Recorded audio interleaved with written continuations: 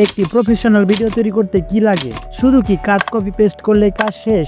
না, কিন্তু হ্যাঁ, সকল ভিডিও এডিটরদের কিন্তু একটি গোপন পয়েন্ট রয়েছে। সেটি ব্যবহার করে তুমিও নিয়ে যেতে পারবে তোমার ভিডিও নেক্সট লেভেলে। একটা বোরিং ভিডিওতে কখনোই দর্শকদের হুক করা যায় না। দর্শককে হুক করতে হলে অবশ্যই দর্শকের সামনে একটি প্রফেশনাল ভিডিও উপস্থাপন করতে হবে। এই ভিডিওতে আমরা দেখাবো কিভাবে আপনি একটি হাই কোয়ালিটি ভিডিও তৈরি করবেন, ভিডিওতে কি ফ্রেম অ্যাড করতে পারবে এবং টেক্সট হাইলাইট করে একটি প্রফেশনাল লুক দিতে পারবেন এবং মার্কসিং দিয়ে একটি চোখ ধাঁধানো ভিজুয়াল তৈরি করতে পারবেন। আজকের ভিডিওতে সবারই কিছু না কিছু শেখার রয়েছে, এজন্য কেউ ভিডিওটি স্কিপ না করে সম্পূর্ণ ভিডিওটি মনোযোগ দিয়ে দেখুন। আপনারা যে ক্যাটাগরি নিয়ে কাজ করেন না কেন, সবার জন্যই কিন্তু এখানে কিছু শেখার রয়েছে। ইনশাল্লাহ আপনিও পারবেন একটি প্রফেশনাল ভিডিও তৈরি করতে। সো ভিউয়ার্স, আর দেরি নয়, এখনই চলে যাব আমরা মূল টপিকে। সো ভিউয়ার্স, আমি এই ভিডিওতেও একটি ছোট্ট গিভওয়ে রাখছি। সো গিভওয়েটা পেতে হলে আপনাদের কি করতে হবে? অবশ্যই আপনাদের এই চ্যানেলটা সাবস্ক্রাইব করে পাশে থাকে বেল আইকনটি বাজিয়ে দিতে হবে এবং ভিডিওটি সম্পূর্ণ দেখার পর 2 থেকে 3টা কমেন্ট করুন, যাতে করে আমি উইনারকে সহজেই খুঁজে পেতে পারি। সো ভিউয়ার্স, আর বেশি কথা নয়, এখন চলে যাব আমরা ক্যাপকাটে। সো আমরা প্রথমে রেখে দিয়েছি কি ফ্রেম। এডিটিং এর দুনিয়ায় কি ফ্রেম কিন্তু তুলনামূলকভাবে কাজ করে। ভিডিও এডিটিং করার সময় আমরা কিন্তু অনেক ধরনের অ্যানিমেশন ব্যবহার করে থাকি। সো আপনারা যারা বিগিনার আছেন তারা কিন্তু এটা নর্মালি ইউজ করেন, কিন্তু কিভাবে প্রফেশনাল ভাবে ইউজ করতে হয় সেটা জানেন না, যার ফলে সেই ভিডিওটা অনেক বোরিং হয়ে যায়। এইগুলো অ্যানিমেশন রিয়েলিস্টিক করার জন্য দরকার হচ্ছে কি ফ্রেম। আপনি কি ফ্রেম ব্যবহার করে যে কোনো ধরনের স্টিকার এবং পিএনজি ডান থেকে বামে, বাম থেকে ডানে এবং ওপর থেকে নিচে এবং নিচ থেকে উপরে নিতে পারবেন। সেই সাথে আপনি ছোট থেকে বড় এবং বড় থেকে ছোটও করতে পারবেন।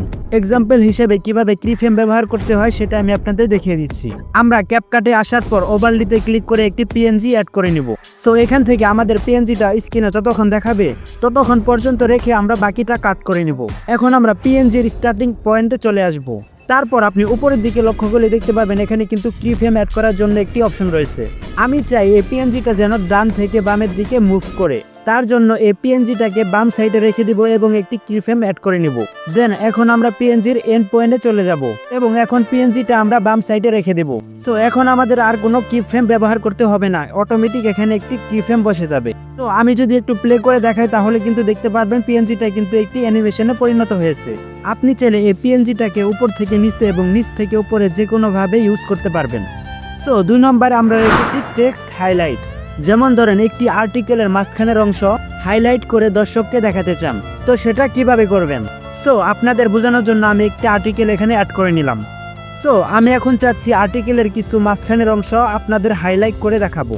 সো টেক্সটগুলো হাইলাইট করার জন্য নিচের দিকে যে টেক্সট নামে অপশন রয়েছে আমরা সেখানে ক্লিক করে দেব এবং এখানে আমরা কিছুই টাইপ করব না, শুধুমাত্র স্পেস টাইপ করব। সো এখানে আমি অনেকগুলো স্পেস টাইপ করে দেব। সো স্পেস টাইপ করা হয়ে গেলে ফন্ট অপশনের পাশে যে স্টাইল অপশন দেখতে পাচ্ছেন সেখানে ক্লিক করে দিবেন। সো এখানে যে ব্যাকগ্রাউন্ড নামে একটি অপশন দেখতে পাচ্ছেন সেখানে ক্লিক করে দিবেন। তারপর এখান থেকে আমি 2 নম্বর ব্যাকগ্রাউন্ডটি সিলেক্ট করে নিব। তারপর এখানে যে কোনো একটি কালার আমরা অ্যাড করে নিব। সো কালার সিলেক্ট করার পর এটাকে একটু কাস্টমাইজ করতে হবে।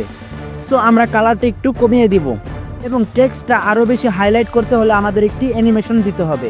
তো এই জন্য আমরা চলে যাব এখন অ্যানিমেশন অপশনে। সো এখান থেকে আমি শো ইন রাইট অ্যানিমেশনটা অ্যাড করে নিব। তারপর আমি এইটাকে ঠিক পজিশনে বসিয়ে নিব। সো এখন যদি আমি আপনাদের দেখাই তাহলে দেখতে পারবেন আমাদের টেক্সটটি কিন্তু এখন হাইলাইট হয়ে গেছে। সো মাঝখানে যে টেক্সটগুলো সেগুলো কিন্তু এখন হাইলাইট হয়ে গেছে। সো এইভাবে আপনি যে কোনো আর্টিকেলের টেক্সট কিন্তু হাইলাইট করতে পারবেন। সো আমাদের লাস্ট যে স্টেপটা আছে সেটা হচ্ছে মাস্কিং। আপনাদের মাথায় এটা প্রশ্ন আসতে পারে যে মাস্কিং মানে কি? যে কোনো ইমেজের স্পেসিফিক হাইট এবং এটা হাই করতে কিন্তু আমাদের মাস্কিং এর দরকার পড়ে। এক্সাম্পল হিসেবে আমি ক্যাপকাটে একটি ভিডিও ক্লিপ অ্যাড করে নিচ্ছি। সো এই ভিডিও অনুযায়ী আমি একটি টেক্সট এখানে মাস্কিং করাবো। সো এই জন্য আমাদের একটা টেক্সট এখানে আগে থেকে অ্যাড করে নিতে হবে। সো আমি এখানে একটা টেক্সট অ্যাড করে নিচ্ছি। সো এখন আমরা মার্কস অপশনে ক্লিক করে দেব। এখানে হরিজন্টাল মার্কস নামে যে অপশনটা দেখতে পাচ্ছেন সেখানে সিলেক্ট করে নেবেন।